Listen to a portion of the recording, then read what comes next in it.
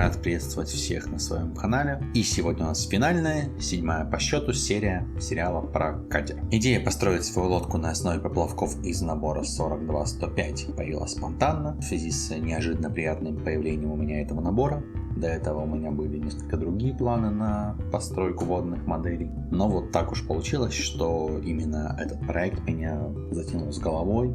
Настолько, что я и деталей накупил в синем цвете и в лайме, которых у меня было очень мало. И полностью изменил типы движителя судна. Начинал все с обычных грибных винтов. И потом перешли на уже винты воздушные. Сначала это было 2 винта, потом 1. И купил я еще один набор 42-105 ради еще пары поплавков. Ну и результат всего этого вы, конечно же, наблюдаете уже у себя на экранах. И наблюдали, наверное, ранее. Выглядит, конечно, необычно. У меня почему-то все время возникают ассоциации с судами на воздушной подушке. Ну и давайте плавно переходить к сути этого выпуска. Почему же все-таки это последний выпуск про данный проект? Ну, во-первых, у нас постепенно заканчивается сезон навигации.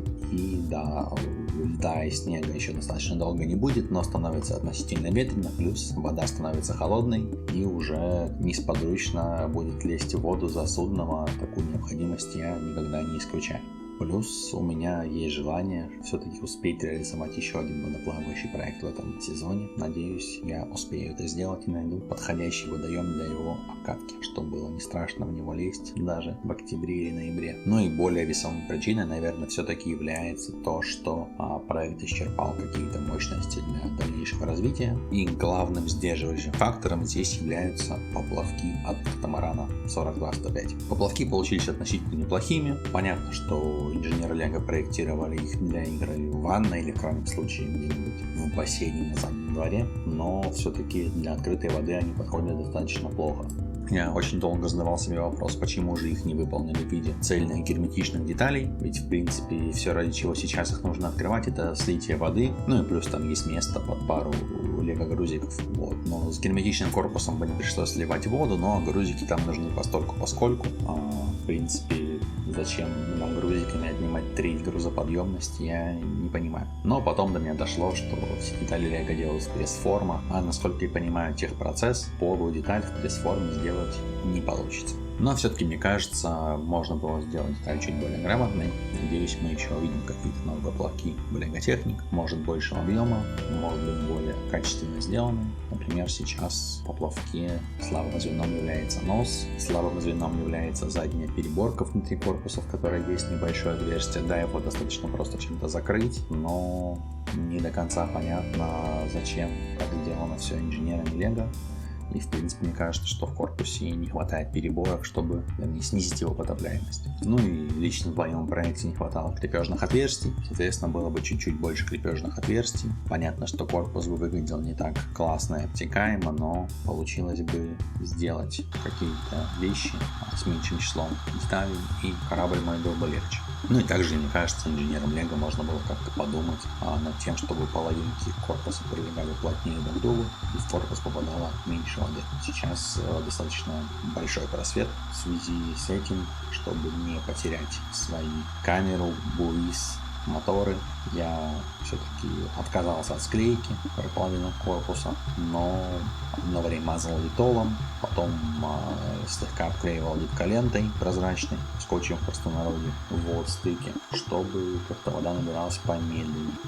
И можно было это заметить и принять меры, пока не нужно звать водолазов. Ну да ладно, давайте переходить к обзору того, что у нас получилось. Можно, в принципе, посмотреть пару предыдущих видосов, там уже все основные элементы присутствуют. А на этой стадии было больше добавлено каких-то декоративных элементов, плюс значимые изменения получила система рулевого управления, и наконец-то работала и даже позволяла управлять катером даже весьма резво.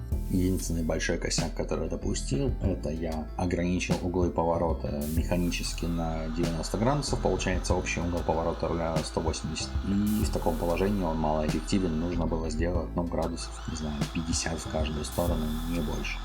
Ну а так, последний заплыв можно считать полностью удачным, за исключением того, что ближе к концу стало понятно, что все-таки набираю буйки воду. Стало это заметно в момент, когда я сдавал назад и начал винды бить по воде. Стало резко понятно, что все-таки центр тяжести на корме смещается. Причина может быть только одна – вода. И, собственно, когда я потянулся за камараном в воду, у меня было ощущение, что сейчас вот все развалится, потому как задние половинки резко потяжелее, но все-таки конструкция оказалась достаточно прочной.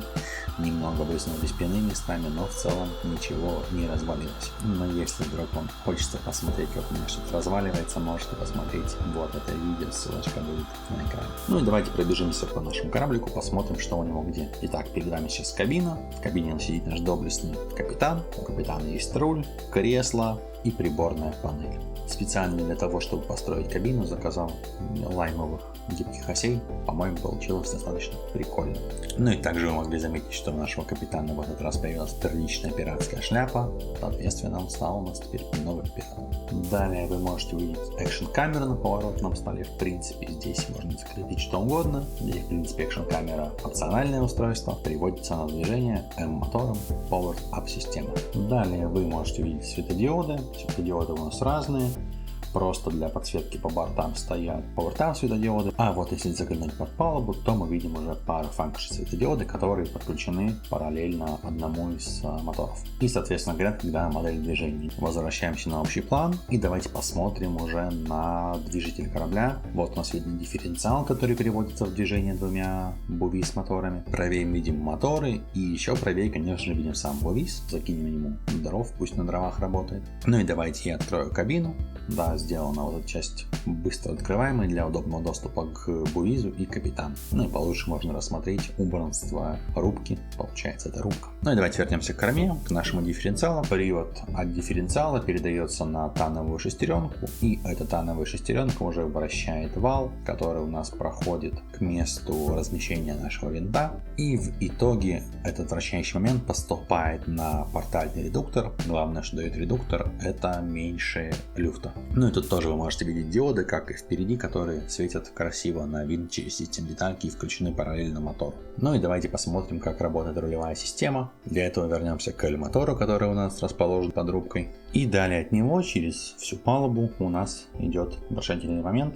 Ну а на корме через цепочку шестеренок передается к рулям. Рули, кстати, у меня, как вы уже могли заметить, сделаны такими, что они могут спокойно двигаться по вертикальной оси. Сделано это для того, чтобы, ну, во-первых, модель была проще хранить и переносить, ну а во-вторых, все-таки, чтобы она могла обходить какие-то подводные препятствия. Чтобы при налете на такое препятствие мы не стопорились или, чего хуже, не ломали руль. Ну и давайте заглянем под днище. Видно у нас, как проходят валы рулевой системы через весь корпус. Видно у нас наш L-мотор, видно бувис моторы мокренькие, видно ту самую тановую шестеренку, на которую передается от дифференциала основной вращательный момент. И видно, как стекает с задних половинок вода, несмотря на то, что я ее предварительно уже сливал. Вот такой получился корабль, по-моему, достаточно необычный и, судя по просмотрам предыдущего видео, достаточно интересный. Вот, но, к сожалению, проект исчерпал свои возможности, как я сказал ранее. И теперь я намерен выяснить, на что хватит корпусов от систем наборов.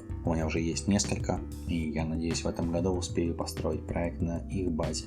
Ну и впереди у нас полгода зимы. Конечно же, буду строить что-то еще кроме кораблей. Так что подписывайтесь на канал, чтобы ничего не пропустить. А то видео я выпускаю нерегулярно. Ну и даже если у меня не будет времени на самоделки, я думаю, найду чем еще поделиться. У меня есть какое-то количество старых наборов, купленных в последнее время, которые я либо не успел собрать, либо собираю по кусочкам и, например, для каких-то наборов сейчас жду детали. Так что, если есть у вас какие-то идеи, предлагайте. Если есть вопросы, задавайте. А пока мы с вами прощаемся, но, надеюсь, ненадолго.